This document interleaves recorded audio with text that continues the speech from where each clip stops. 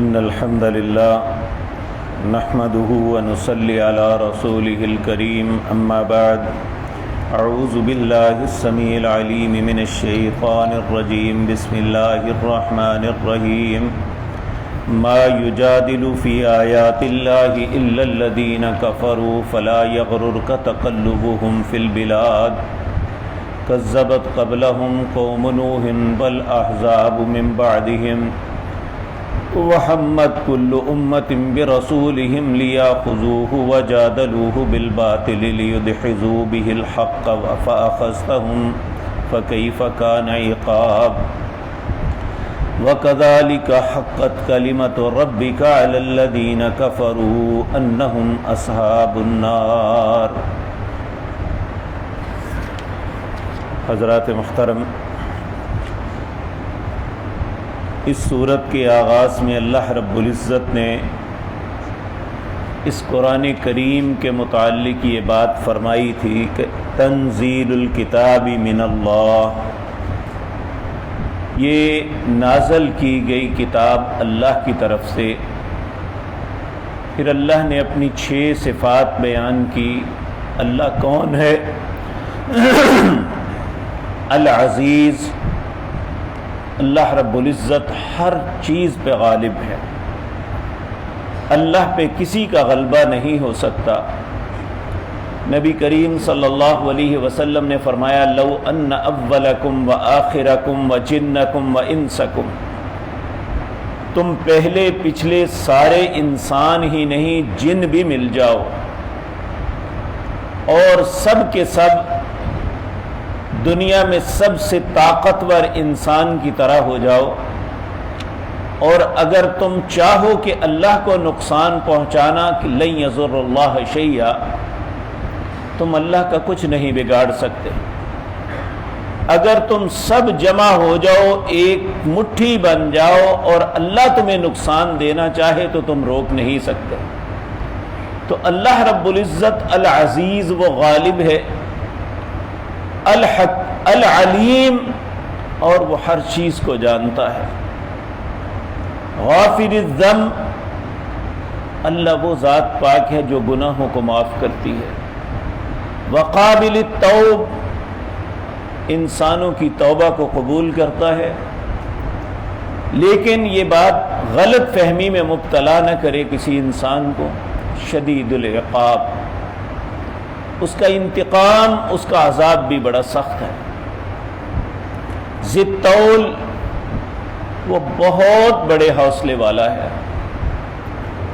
لا الہ الا ہو، اللہ کے علاوہ تمہارا کوئی الہ نہیں۔ الیہ المصیر، لوٹ کے تمہیں اسی کے پاس جانا ہے۔ اس کتاب کے متعلق اللہ نے اتنی زبردست بات کہی، اس کے بعد بھی کوئی اللہ کی آیات پہ جھگڑتا ہے تو اللہ فرماتے ہیں ما یجادل فی آیات اللہ الا الذین کفروا، نہیں جھگڑا کرتا اللہ کی آیات پہ سوائے اس کے جو کفر کرتا ہے، اللہ کے حکموں کا انکاری ہے، اسے اللہ کی عزت و عظمت کا احساس نہیں، وہ آخرت پہ یقین نہیں رکھتا، اس لیے اللہ کی آیات پہ جھگڑا کرتا ہے۔ تو یہ بات ذہن میں رکھیں کہ اللہ کی آیات پہ جھگڑا کرنا، جھگڑا کیا ہے؟ اللہ ایک حکم دیتا ہے کہ میں اے اہل ایمان یا ایھا الناس تم یہ کام کرو، ہم کہتے ہیں یہ کیا ہوا جی؟ یہ ہے جھگڑا کہ اللہ کے حکم پہ اعتراضات اٹھانے کہ یہ کیا حکم ہوا۔ جس طرح اللہ رب العزت بعض مثالیں بیان کرتے ہیں تو کفار نے کہا یہ اللہ کیا مثالیں بیان کر رہا ہے؟ تو اللہ فرماتے ہیں میں مچھر یا اس سے بھی ہلکی مثال بیان کر سکتا ہوں تمہیں سمجھانے کے لیے سب کچھ ہے۔ تو اگر کوئی انسان قرآن کے دفاع کے لیے جھگڑا کرتا ہے تو وہ اللہ کے نزدیک اچھا انسان ہے۔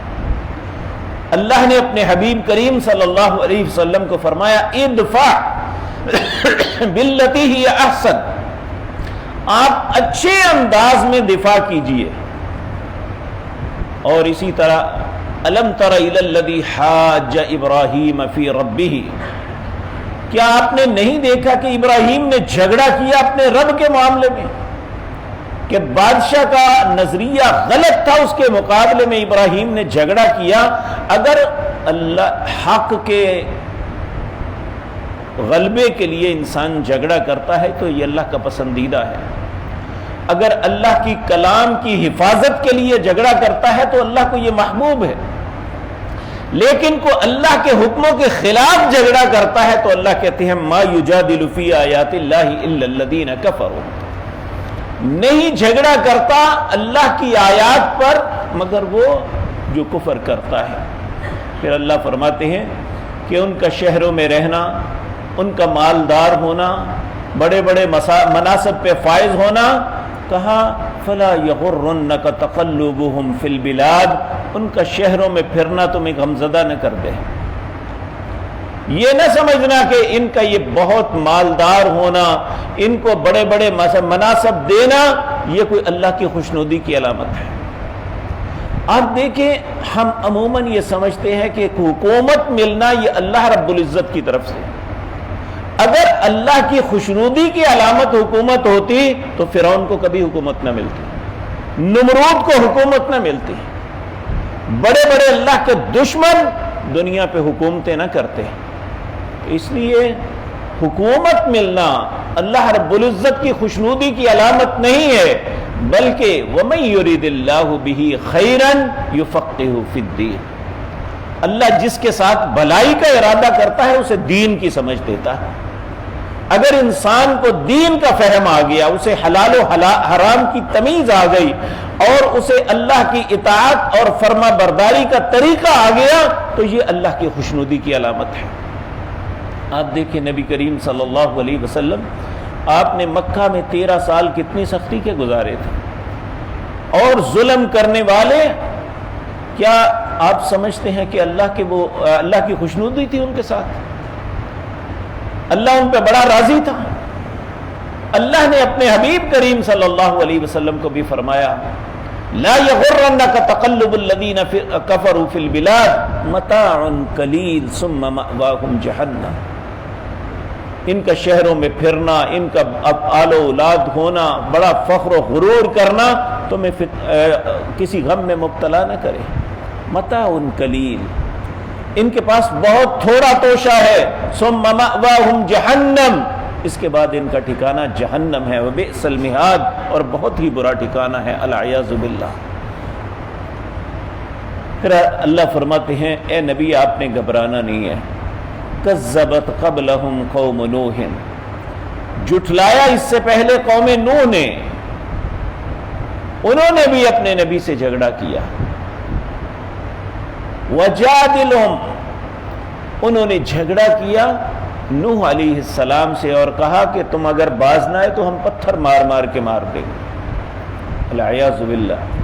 فرمایا والاحزاب من بعدہم، ان کے بعد کتنے ہی گروہ تھے، کتنے ہی لشکر تھے جنہوں نے اپنے انبیاء کو جھٹلایا، اللہ کی آیات کی تکذیب کی۔ وحمت کل امت برسولہم، اور کتنے ہی تھے جنہوں نے اپنے رسولوں کو قید کرنے کی، قتل کرنے کی، گھراؤ کرنے کی کوشش کی۔ لیاخذوہ وجادلوہ بالباطل، تاکہ انہیں پکڑ دیں۔ نبی کریم صلی اللہ علیہ وسلم آپ کے متعلق بھی جس رات آپ نے ہجرت کی انہوں نے بھی فیصلہ کیا تھا، وَإِذْ يَمْكُرُ بِكَ الَّذِينَ كَفَرُوا لِيُثْبِتُوكَ أَوْ يَقْتُلُوكَ أَوْ يُخْرِجُوكَ، انہوں نے مکر کیا، ایک تدبیر بنائی، یا انہیں قید کر رہے ہیں، ہمیشہ قید میں رہتے رہتے نعوذ باللہ آپ شہید ہو جائیں، یا آپ کو قتل کر دیا جائے، یا یہاں سے نکال دیا جائے۔ تو اللہ رب العزت نے باعزت اپنے حبیب کریم صلی اللہ علیہ وسلم کو وہاں سے نکالا، ان کی تدبیریں ناکام ہوئی۔ ہر نبی کے متعلق قوم نے یہی کہا وحمت کل امت برسولہم لیاخذوہ، تاکہ ان کو پکڑیں، وجادلوہ بالباطل، انہوں نے باطل طریقے سے اپنے نبیوں سے جھگڑے کیے۔ لیدھزوا بہ الحق، ان کا مقصد ایک ہی تھا کہ حق جو ہے اسے ختم کر دیا جائے۔ تو اللہ رب العزت نے فأخذتہم، اللہ فرماتے ہیں پھر میں نے ان کو پکڑ لیا۔ دو طریقوں سے اللہ نے قوموں کو پکڑا، یا تو اپنے انبیاء اور ان کے ساتھیوں کو قوت و طاقت دی، انہوں نے جہاد کیا اور ان پہ غالب آ گئے۔ اگر انبیاء کمزور رہے، ان پہ غالب نہ آ سکے تو اللہ کے عذاب ان پہ ٹوٹ پڑے۔ کتنی ہی قومیں ہیں، قوم سمود، قوم عاد، اصحاب الایکہ، قوم فرعون، جن میں انبیاء ان کا مقابلہ کرنے کی سخت نہیں رکھتے تھے، لیکن اللہ نے انہیں برباد کر دیا۔ تو اللہ رب العزت فرماتے ہیں فَأَخَذَتْهُمْ، ہم نے ان کو پکڑ لیا، فَكَيْفَ كَانَ عِقَابِ، دیکھو پھر ہمارا عذاب یا ہمارا انتقام کیسا ہوا۔ وَكَذَلِكَ حَقَّتْ كَلِمَةُ رَبِّكَ، اسی طرح اللہ رب العزت کا کلمہ حق ہو گیا، عَلَى الَّذِينَ كَفَرُوا، ان لوگوں پر جنہوں نے کفر کیا، انہم اصحاب النار، کہ وہ آگ والے ہیں۔ آج ہم میں سے بعض لوگ اس بات پہ اعتراض اٹھاتے ہیں کہ لو جی، اگر وہ اللہ ان پہ ناراض ہے تو ان کے پاس اتنے پیسے کیوں ہیں، انہیں اتنی ٹیکنالوجی ترقی کیوں ملی ہے، دنیا کے معاملات میں وہ اتنے طاقتور کیوں ہیں؟ اللہ رب العزت فرماتے ہیں یہ بات یاد رکھو کہ اللہ ہمیشہ کافروں کو دنیا کی زندگی میں عزیب و زینت دیتے ہیں، لیکن آخرت میں ان کا کوئی حصہ نہیں ہے۔ لیکن اہل ایمان کو اللہ آزماتے ہیں کہ یہ اپنے ایمان میں سچا ہے یا جھوٹا ہے۔ جو اہل ایمان اپنے ایمان کے دعوے میں سچے نکلتے ہیں، ان کے لیے پھر آخرت میں وہ نعمتیں ہیں جو انسان دنیا میں تصور بھی نہیں کر سکتا۔ اللہ رب العزت ہمیں کفر کی زندگی اس سے محفوظ رکھے، ہمیں ایمان کی نعمت عطا فرمائے، ایمان کی حالت میں زندہ رکھے اور ایمان کی حالت میں ہمیں موت نصیب فرمائے۔ اقول قولی ھذا واستغفر اللہ لی ولکم۔